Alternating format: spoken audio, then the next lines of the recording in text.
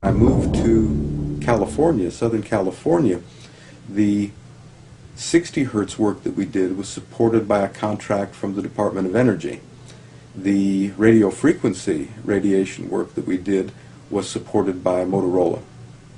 The relationship was really very cordial and very stress-free, but only up until we started generating data.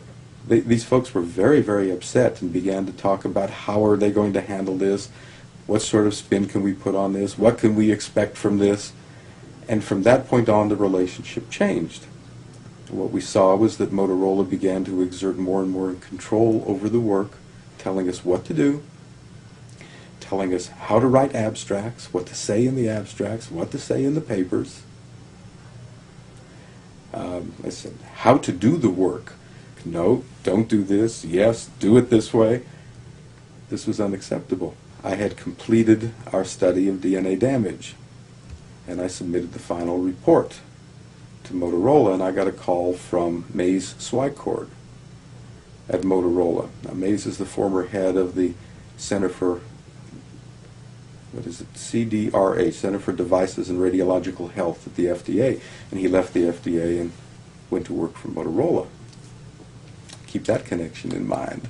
That's interesting. He also handpicked his successor at the FDA. Anyhow, Mais didn't like the work. Then there was another phone call. Point is, I kept getting nothing from these people. They simply weren't willing to accept my interpretation of my study, my evaluation of my study, my knowledge of science at that point, and tried to urge me not to publish the study. They didn't tell me not to. They just said, no, this isn't ready for publication. And they wanted me to do more work. I stopped taking calls from them, and I went ahead and published the study. It came out in 1998, and I wanted nothing more to do with any Motorola-related work. I wasn't going to put up with that kind of control. I wouldn't put up with that attitude.